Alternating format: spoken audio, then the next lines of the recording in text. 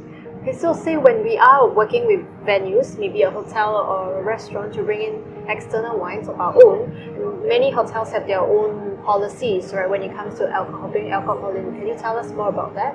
They do. So the corkage fee is a very traditional fee that's applied for bringing in your own wine. And that can range anywhere from $10 a bottle to sometimes the value of the wine. And they say, well, if your bottle of wine costs $45, we're going to charge you another $45 to bring it in. That's a flat rate policy that some people implement in that way. If you say, well, I'm going to bring a $500 bottle of wine in, they say, well, I'm going to lose $500 because you're not buying my $500 bottle of wine, so you still have to pay the $500 to enjoy your wine. Right. So if you really want to drink that bottle of wine, I guess you'll pay the $500 to drink that wine. I can say it costs less. An average corkage fee is usually around $30 for a bottle of wine. But then if a restaurant feels that they're really losing out because you're bringing a lot of bottles, they may charge around $60 to $80 for that bottle of wine.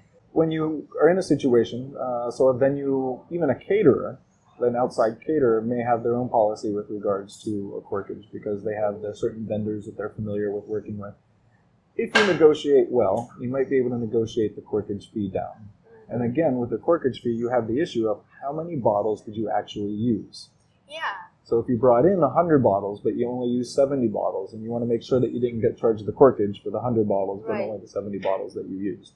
And of course, if they opened up 6 bottles extra than what they needed, you just paid corkage for 6 bottles that you were never even going to use. So all the more it's very important for us to be able to count the number of bottles we open. Absolutely. And all the more reason why the waiter doesn't care if he's opening up extra bottles because it's you're going to pay the hotel, right? Exactly. So perhaps maybe the best way is to only serve wine when the guests... I would recommend having a split where you open this much wine to start. And before any more wine gets opened, that there's a person that has to give the approval.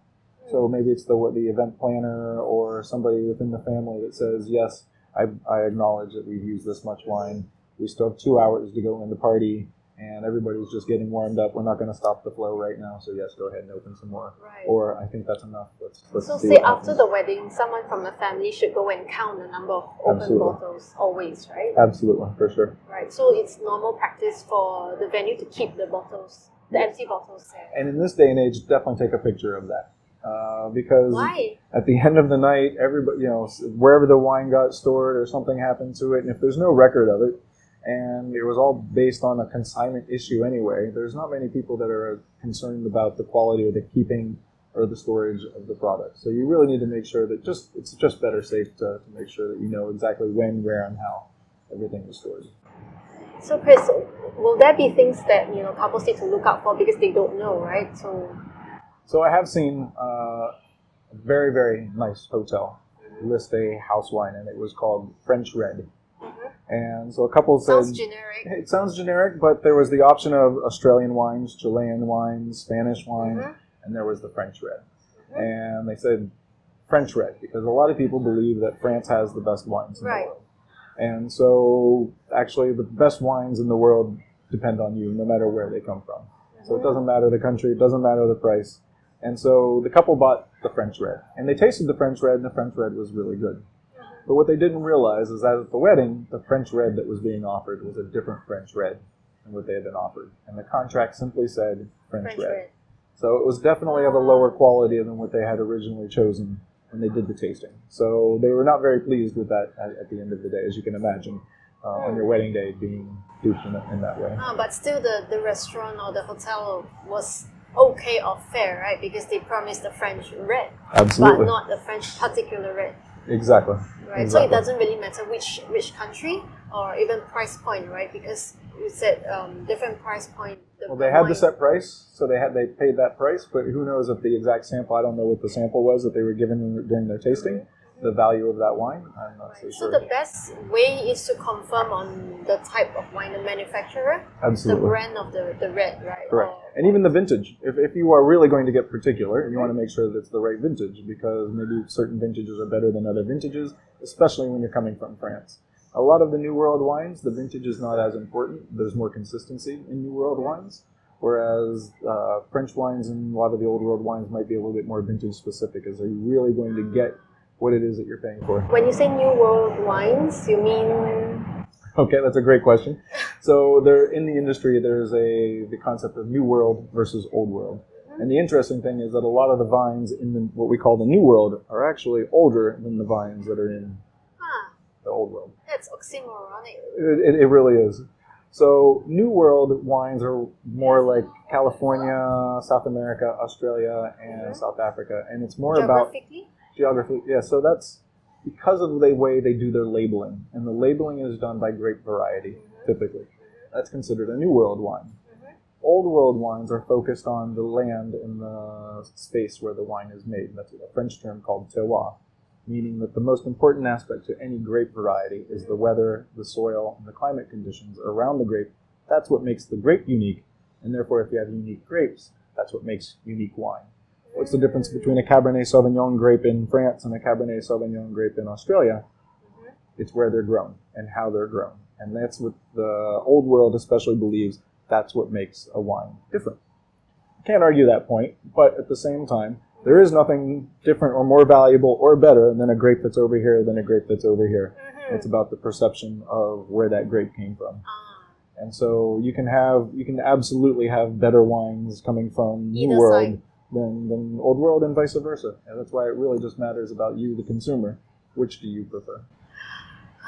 Okay, so if I really try to analyze all these things, I think I might get super confused. have a good read. Yeah, I should absolutely read this again. And males and females obviously have very different palates, right? Oh yes, they do. Females tend to prefer...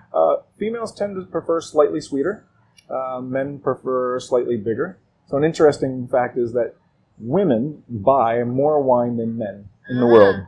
Right. Almost twice as much. Right. But men spend more money on wine than women. Why? Because men believe that they should, that they're going to get the better value by paying more money, and they're going to get a better bottle of wine. Get the better bottle of wine. And women are more price conscious and conscious, saying, "I like this wine, it's what I'm going to buy." And so it's less of a status thing. And so the other thing is that women generally like wines that are slightly sweeter.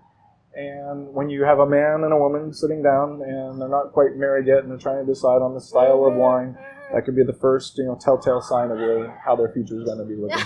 Hopefully, starting from wine. Exactly. So sort it out. Drink enough of it that you can work your way through it. Sounds like a plan. So we've had an incident where the man said, "This is the red wine that I want," and the woman said, "I want a white wine," and they only wanted one wine for their wedding. One wine. They wanted one wine. Oh. And they couldn't decide if it was going to be white or is it going to be red. She said, "But I only drink white and I don't want red. I'm wearing a white dress. I don't want red wine at the wedding." And sounds fair enough. Yeah, fair enough, absolutely. And the gentleman said, "I don't drink white wine. I only drink red wine. I know my friends only drink red wine." And so just so happens, I have a white wine and a red wine. The red wine is called Gala and the white wine is called Pagos. And if you put them together, you get Galapagos. And I said, why don't you just blend a little bit of each one? Then you have a white, a red, and you can have a pink wine to satisfy anybody in the middle. Can you actually do that? Not with just any wine. I wouldn't say that you could do this with most wines out there. You wouldn't just pick a white wine and a red wine and put them together. But these both come from the same terroir, so they come from the same land. They have the same minerality to them. And the grape varieties that we use are actually related, so they will blend. And we just do a small ratio of red to white, mostly white. This is a little splash of red. And so, as a marriage counselor, before they even got married, problem solved. They actually decided. So instead of only having one, they ended up with three. And they ended up having a white, a red, and a pink. What a great bargain.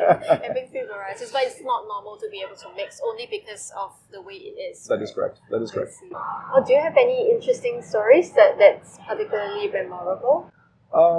Memorable with regards to weddings. Yeah. Probably just that when you get up and you have like the champagne toast and is that to any wedding couple, that is a moment to take a big deep breath, look out at everybody that's there, look out and really experience that moment, because it doesn't matter what's in the glass. What matters is the action that people are saying.